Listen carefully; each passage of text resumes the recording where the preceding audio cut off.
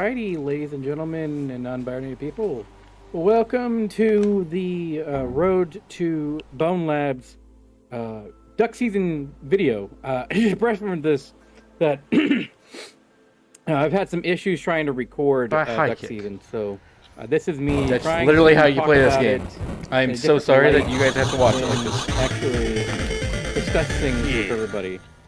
First and Okay, here we go. foremost, I'm Tatashi, and I play VR games, and I do VTubing, and I do live shows.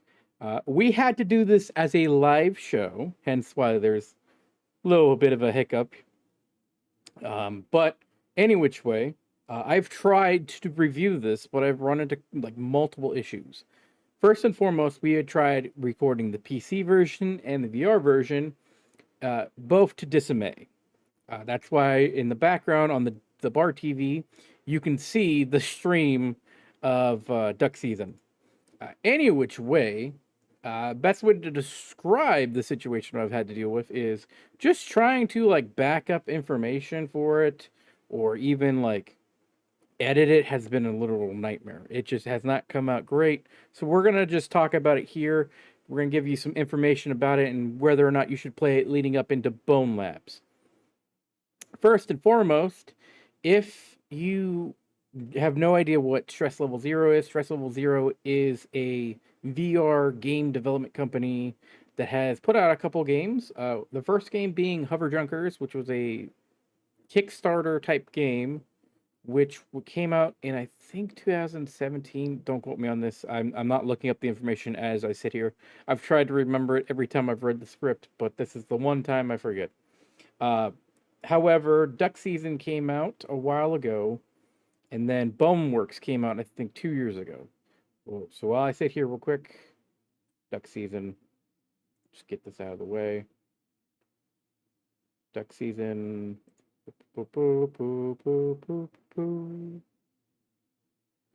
Okay, so Duck Season is your mom returns home from the grocery store and surprises you with a rented game that you've been wanting to play for months. Duck Season.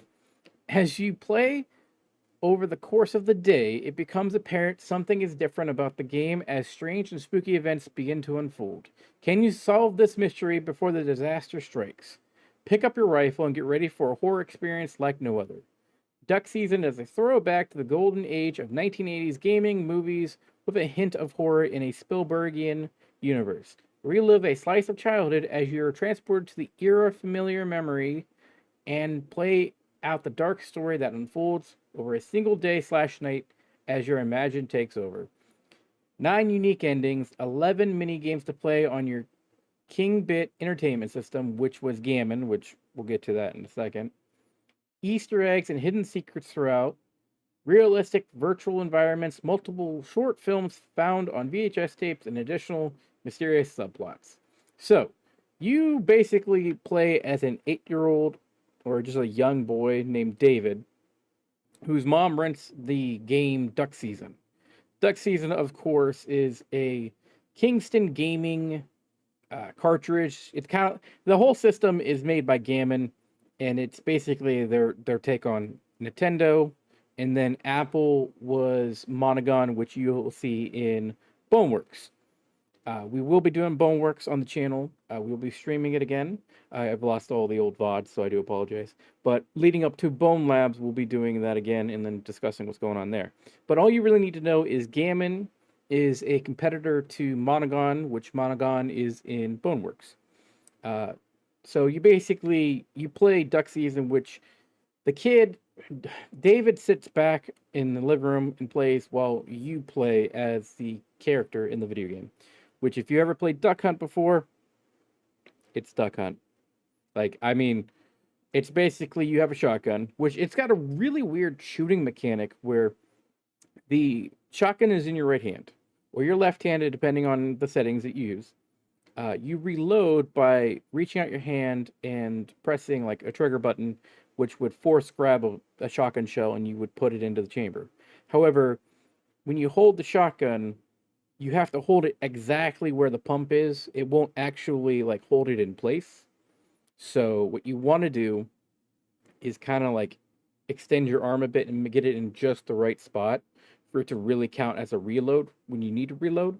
It's a weird mechanic. Like I think Pavlov did a little bit of a better job at handling guns, preferably shotguns. But it looks like they fixed this issue when you get to Boneworks. Like loading a shotgun doesn't seem to be that much of a problem. But so far, like the game is pretty straightforward and simple. There's a bunch of mini games throughout like the main area, or your living room should be your main area, that you can play. There's like Triple Tiger, which is kind of like a Street Fighter type game, but you have to like match the symbols to like defeat your opponent. There was Pizza Boy, which was like Paper Boy, which was kind of funny. I could not finish it. It's weird. Sinatra was hilarious. Sinatra is basically Frank Sinatra, but like a Moonwalker type game. That's very short. They did port Hover Junkers over. Hover Junkers is apparently in the Boneworks lore, is basically a animated cartoon show, and they just kind of made a game out of it. And Stress Level Zero, of course, made it. That's just the lore in like the game and all that so far that I can find. But then you get like into uh, Desert Job. Desert Job completely gets corrupted and just doesn't do anything. There was Ghouls that was pretty short and fun to play, which plays like a dungeon crawler where you kind of read the text and it's like Zorg. I think it's Zorg. But any which way, what was the other ones? I'm trying to remember. I tried to find them all during the uh, the live stream, but unfortunately, the only thing we did during the live stream was is get to maybe 2 out of the 7 endings. There are multiple endings to this game. One of them being, of course, the Fiesta ending. Fiesta ending basically says, "Hey, if you don't do anything, you just play the game, and you get to the very end." Which I think there's 7 hours because every time you go to play a level, it jumps about an hour in the real world. So basically, once you get through playing that, you get like a Fiesta ending, which is you don't shoot anything besides the ducks. Your mom kind of just goes, "I would have shot the ducks," hinting to the other endings that would happen. Um, this leads to the fact that like that's your kind of good boring ending. This would lead to also like the bad endings, which is you shoot the dog, dog gets pissed.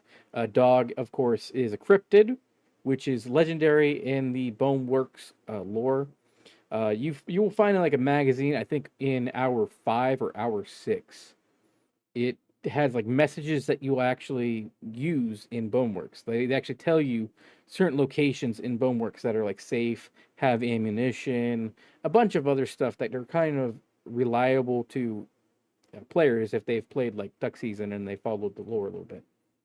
I digress, leading into the fact that there are 3 cryptids in the Boneworks kind of universe. This is what I call it, just Boneworks universe, because you really can't call it the Void Way or Myth OS or anything like that. But all you really know in the sense of Duck Season is there are 3. They show you 3. The monkey is one. The monkey is my fucking favorite. Everybody knows the monkey is my favorite. He is a trickster type creature. However, he's not the prevalent enemy in this one. I do think he's a prevalent enemy in Boneworks though, and I have a theory to that. But you don't really get to see the cryptid in that one. You do see the cat in multiple ones. You see it in Duck Season, and you do see it in Boneworks, but it seems to be like an instigator. There's a secret ending involving a couple of things you got to do with the Kid Wizard book, because the Kid Wizard book kind of gets you to the multiple endings. There's like a pentagram table you got to do. There's a whole bunch.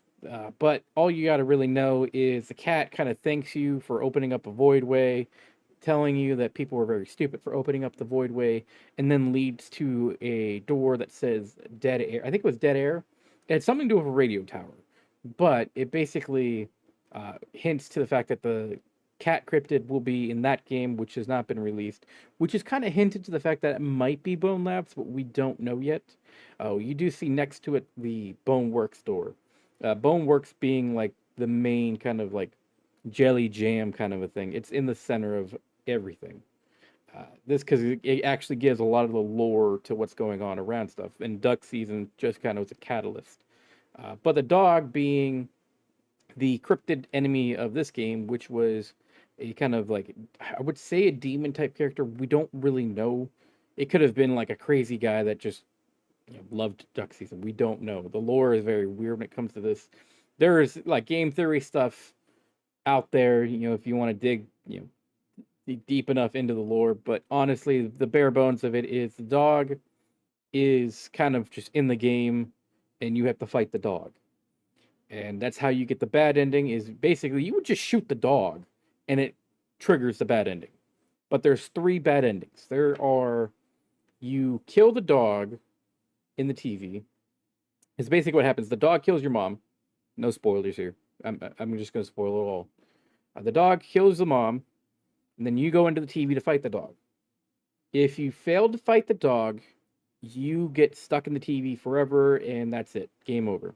Yeah, that's it. We got that one in, I think, the PC port of it, because it's extremely hard trying to kill the dog. You have to be very quick with the reload and aiming and all that. The other one is you kill the dog, you get out of the TV, the dog comes out of the TV and kills you. That is the somewhat bad ending where you die, but the dog lives.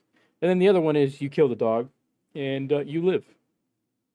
The other random endings are sorry. The other random endings are that we did get the police one during stream, which was basically, I think it's hour 5 or hour 6. You'll get like a 6 o'clock news report, and then you can actually pick up the phone, and it will call out to somebody, and they'll be like, "Oh, well, the police are going to be on their way." Uh, if you play your cards just right, and that means like you didn't shoot the dog to trigger the bad endings or anything, you will see the dog run through the backyard and get shot. Like again, like I said, there's like it's weird. It's weird to describe the dog because either the dog is an actual human being or it's an actual cryptid. But it's like it leans more to the cryptid side. But I think I would just come to the point in reviewing this and saying my final thoughts on it, as it's been about a 20-minute video already of me rambling on about it. If you would like to play Boneworks, or sorry, would like to play Duck Season in order to play Boneworks, you don't need to. If you do want to play a decently designed, like, VR title that is mildly cheap, then I don't mind saying that you should get this on a Steam sale. It's very short, it's very repetitive, but for what it's worth, it's definitely not worth $20. I believe I got mine for $11 during a Steam sale, and then I also got the PC port for about the same price. The PC port is basically a first-person shooter. You don't have to wear a VR headset or anything. That one is about $10. It's very again, like I said, it's a very short game. I definitely recommend uh, people trying it out if they want to get into like Boneworks and the lore a little bit, but I don't think it's the end all be all.